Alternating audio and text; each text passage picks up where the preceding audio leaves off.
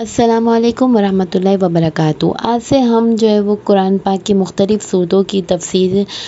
قرآن کریں گے۔ تو جس نے ابھی تک ہمارے چینل کو سبسکرائب نہیں کیا سبسکرائب کریں اور زیادہ سے زیادہ ہماری ویڈیو کو لوگوں میں شیئر کریں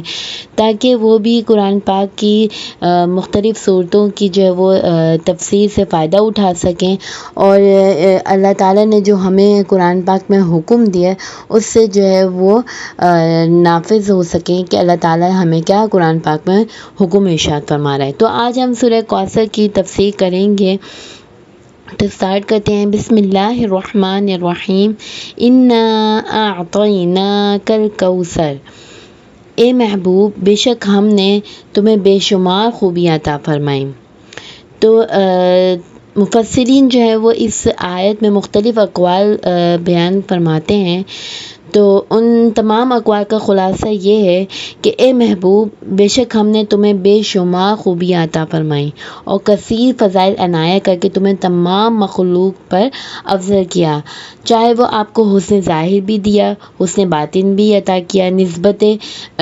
نسب عالی بھی، یعنی آپ کو جو آپ کی نسب ہے وہ اعلیٰ آپ کو عطا فرمائی، نبوت بھی، کتاب بھی، حکمت بھی، علم بھی، شفاعت بھی، کتاب مطلب قرآن مجید، حوض کوثر بھی، مقام محمود بھی، امت کی کثرت بھی، دین کے دشمنوں پر غلبہ بھی، فتوحات کی کثرت بھی اور بے شمار نعمتیں اور فضیلتیں عطا کی جن کی کوئی انتہا نہیں۔ تو اس سے تمام باتوں سے معلوم ہوا کہ اللہ تعالیٰ نے اپنے حبیب صلی اللہ علیہ وآلہ وسلم کو کوثر عطا کر دی، کیونکہ یہاں یہ نہیں فرمایا گیا کہ ہم آپ کو کوثر عطا کریں گے، بلکہ یہ فرمایا کہ بے شک ہم نے آپ کو کوثر عطا کر دی۔ اسی طرح یہاں پر ایک یہ بھی بات جو ہے وہ معلوم ہوتی ہے کہ اللہ تعالیٰ کی اپنے حبیب صلی اللہ علیہ وآلہ وسلم پر یہ عطا ان کے نبی اور رسول ہونے کی وجہ سے نہیں، بلکہ آپ صلی اللہ علیہ وآلہ وسلم کی ذات کی وجہ سے ہے، جو شان محبوبیت کی صورت ہے، کیونکہ یہاں یہ اللہ تعالیٰ نے ارشاد فرمایا اعطیناک، ہم نے آپ کو عطا فرمائی۔ اسی طرح یہاں پر ایک یہ بھی نقطہ ظاہر ہوتا ہے کہ اللہ تعالیٰ نے آپ کو کوثر کا مالک بنا دیا، یہاں پر یہ نہیں بنا دیا ہے، تو اس لیے آپ جسے چاہیں جو چاہیں آپ عطا کر سکتے ہیں۔ اسی طرح یہاں پر ایک یہ بھی پوائنٹ جو ہے وہ سامنے آیا کہ نبی کریم صلی اللہ علیہ وآلہ وسلم پر یہ عطا کسی عبادت اور ریاضت کی وجہ سے نہیں ہے، بلکہ ان پر یہ عطا اللہ تعالیٰ کے عظیم فضل اور احسان کی وجہ سے، کیونکہ یہاں عطا کا ذکر پہلے ہوا اور عبادت کا ذکر بعد میں ہوا۔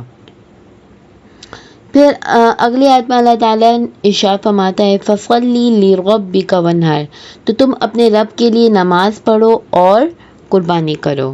وانحر مطلب قربانی کرو، یعنی نبی کریم صلی اللہ علیہ وآلہ وسلم کو اللہ تعالیٰ نے آپ کو دونوں جہاں کی بے شمار بھلائیاں عطا کی ہیں اور آپ کو وہ خاص رتبہ بھی عطا کیا جو آپ کے علاوہ کسی اور کو اللہ تعالیٰ نے عطا نہیں کیا۔ تو آپ اپنے اس رب کے لیے نماز پڑھتے رہیں جس نے آپ صلی اللہ علیہ وآلہ وسلم کو کوثر عطا کر کے عزت و شرافت دی، تاکہ بتوں کے جو پجاری ہیں یعنی وہاں کے جو کفار تھے وہ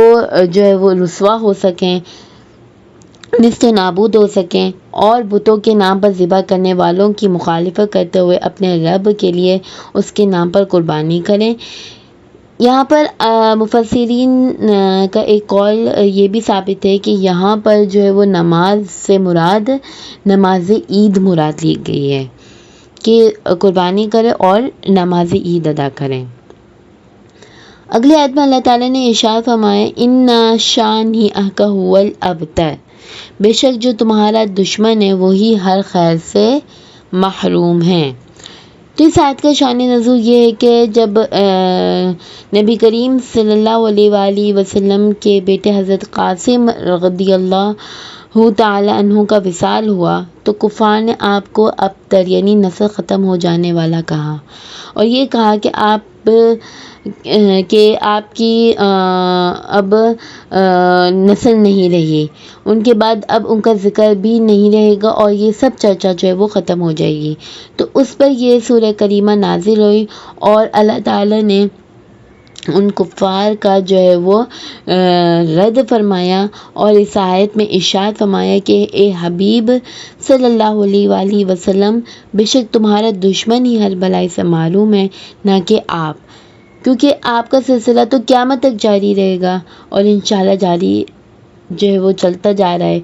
آپ کی اولاد میں بھی کثرت ہوگی، آپ کی پیروی کرنے والوں سے بھی دنیا بھر سے جو ہے وہ جاری رہے گی، آپ کا ذکر ممبروں پر بلند ہوگا، قیامت تک پیدا ہونے والے عالم اور واعظ اللہ تعالیٰ کے ذکر کے ساتھ ساتھ آپ کا ذکر کرتے رہیں گے، اور آخرت میں بھی آپ کے لیے وہ کچھ ہے جس کا کوئی وصف بیان ہی نہیں کر سکتا۔ تو جس کی یہ شان ہے وہ اب تک کہاں ہوا، بے شک بے نام و نشان اور ہر بلائی سے معلوم تو آپ کی دشمن ہی ہیں۔ تو معلوم ہوا کہ نبی کریم صلی اللہ علیہ وآلہ وسلم کا اللہ تعالیٰ کی بارگاہ میں مقام کتنا بلند ہے کہ ان کے گستاخ کو ان کی گستاخی کے جواب جو ہے وہ خود رب تعالیٰ قرآن میں ارشاد فرما رہا ہے۔ اللہ تعالیٰ سے دعا ہے کہ ہمیں قرآن پاک سیکھنے، سکھانے اور اس پر عمل کرنے کی توفیق عطا فرمائے، آمین۔